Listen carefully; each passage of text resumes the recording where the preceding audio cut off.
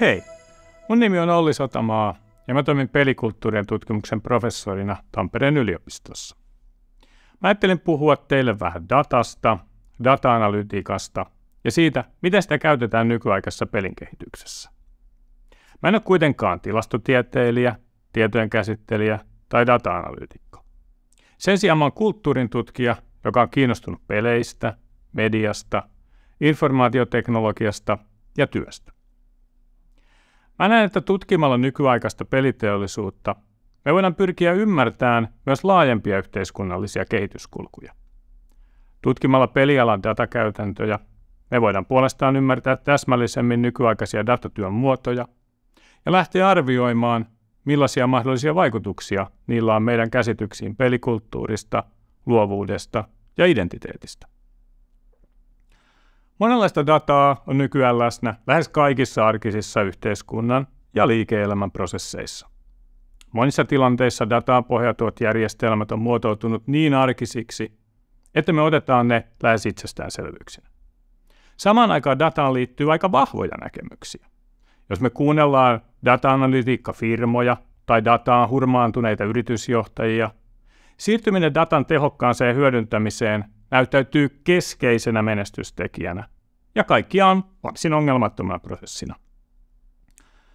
Toisaalta dataa koskevassa keskustelussa kuullaan myös aika vahvoja näkemyksiä siitä, miten globaalit datajätit hyödyntävät ja manipuloivat miljoonia avuttomia käyttäjiä.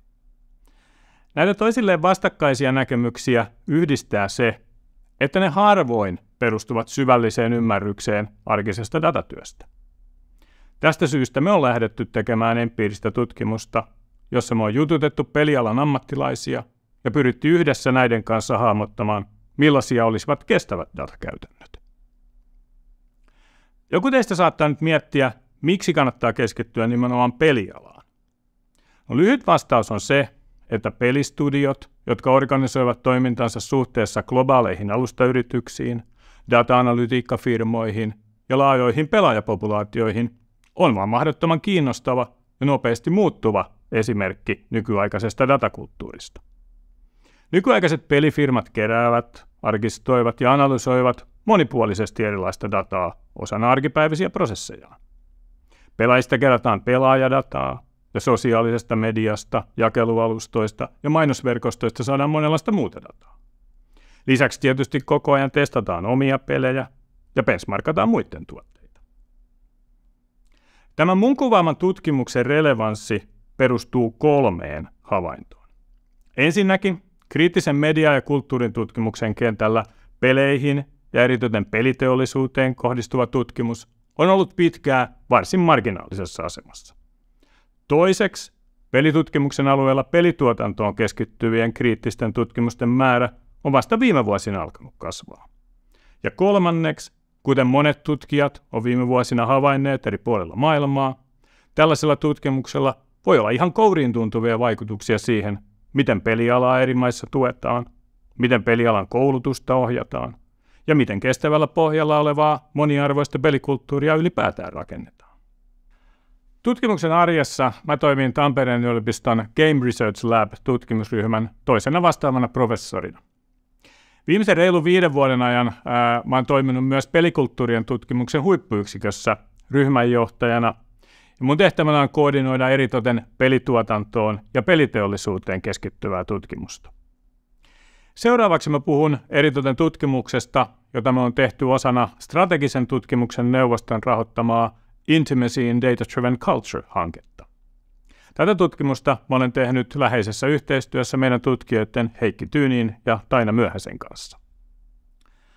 Jotta me pystytään asettamaan datavetoiset systeemit niiden kulttuuriseen ja teknoekonomiseen kontekstiin, meidän täytyy tarkastella niitä uskomuksia, oletuksia ja logiikoita, joita datafikaatioon ja data-analytiikkaan liitetään.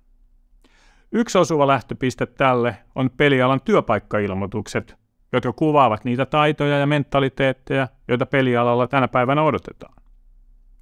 Työpaikkailmoitusten kautta käy ilmi, että data-analytiikkaa tarvitaan oikeastaan kaikkialla. Olkoon kysymys pelisuunnittelusta, markkinoinnista, monetisaatiosta tai teknisemmistä rooleista. On myös selvää, että data-analytiikan ammattilaiset voivat varsin sujuvasti siirtyä pelialalle myös muilta aloilta, purkaen perinteistä ajatusta siitä, että pelejä tekevät vain elämänsä peleistä intoilleet. Jos nyt sitten siirrytään meidän tekemiin haastatteluihin, ensimmäinen havainto on se, että arkipäivässä data on paljon sotkusempaa kuin visioissa luvataan. Data-analytiikka ei mitenkään automaattisesti tuota selkeitä vastauksia, vaan prosesseihin liittyy paljon tulkintaa. Vaikeusastetta lisää se, että keskeiset jakelualustat muuttavat sääntöjään, keskenään kilpailevat analytiikkapalvelut tuottavat keskenään ristiriitaisia tuloksia, ja usein yrityksillä saattaa olla myös puutteita niiden prosesseissa, jotka ohjaavat datan keräämistä ja analysointia. Toiseksi on olennaista havaita, että data on aina tavalla tai toisella konstruoitua. Jotta dataa voidaan soveltaa, data on kerättävä ensin erilaisista lähteistä. Sitten on usein puhdistettava ja yhdisteltävä sitä. Ja ajan salliessa dataa voidaan myös louhia, jolloin olennaiset löydökset kaivetaan esiin suuresta joukosta dataa. Kaiken tämän jälkeen dataa voidaan vasta mahdollisesti käyttää yrityksen prosessien tai yksittäisen pelituotteen kehittämiseen. Kolmanneksi, vaikka analytiikkatyökalujen usein luvataan takaavan rationaalinen ja perusteltu päätöksentekoprosessi, niihin näyttäisi liittyvän aika paljon erilaisia tunteita. Yksi meidän haastateltavista kuvasi algoritmia armottomaksi työkaveriksi, joka säälimättömästi osoittaa parhaatkin ideat puutteellisiksi. Kyse ei siis ole vain pienimuotoisista muutoksista arkisiin käytäntöihin, vaan data-analytiikan hyödyntäminen saattaa äärimmillään asettaa kyseenalaiseksi yksilön luovat kyvyt ja ammatti-identiteetin.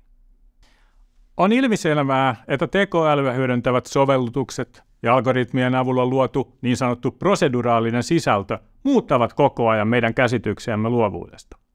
Kuten pelialan esimerkit osoittavat, osa työtehtävistä on luonnostaan dataintensiivisempiä ja jotkut yritykset hyödyntävät dataa ahneemmin kuin toiset. Joka tapauksessa on selvää, että data monissa muodoissaan muokkaa pysyvästi pelityöläisten arkea. Tämä ei kuitenkaan tarkoita sitä, että datavetoiset työtavat otettaisiin jotenkin annettuna, tai että niitä ei koskaan vastustettaisi. Pikemminkin kysymys on monimutkaisista arkisista neuvotteluista järjestelmien ja työprosessien kanssa. Kyse on eräänlaisesta kaupankäynnistä, jossa edistysaskelista maksetaan tietty hinta. Kun puhutaan datavetoisesta johtamisesta ja liiketoiminnasta, on olennaista tarkkaan miettiä, että tehdyillä päätöksillä pystytään jatkossakin turvaamaan luovan työn kestävät edellytykset. Jo työpaikkailmoitusten kohdalla kävi ilmi, että datan integrointi pelistudioiden prosesseihin vaikuttaa myös olemassa oleviin valtarakenteisiin. Jos yksilö huomaa, että omaksumalla datavetoisen jargonin voi edistää omia tarkoitusperiään organisaatiossa, tällainen puheenparsi varmasti yleistyy. Datavetoisuuden ja automaation haasteet eivät ehkä niinkään lopulta liity siihen, että niiden myötä luovaa työtä katoaa. Ongelma on ennemminkin se, jos työn merkitys ja autonomia katoavat. Olennaista onkin siis pitää huolta siitä, että data ei entisestään syvennä luovaan työhön liittyviä eriarvoisuuksia tai synnytä kokonaan uusia sellaisia. Kaikki edellä mainittu alleviivaa, miten paljon monitieteistä kriittistä datatutkimusta tarvitaan. Tulokset myös osoittavat, että tieteen tekemistä ei pitäisi redusoida pelkäksi ongelmanratkaisuksi, vaan sen tulisi ammentaa monipuolisesti erilaisista tiedon intresseistä. Kun puhutaan yhteiskunnallisesta vaikuttavuudesta, tulisi välttää pinnallista solutionismia ja hakea innoitusta ajankohtaisesta yhteiskuntateoriasta. Tätä kautta me voidaan pyrkiä säilyttämään yliopiston ainutlaatuinen rooli ja mahdollisuudet myös tulevaisuuden datavetoisessa yhteiskunnassa. Kiitos mielenkiinnosta.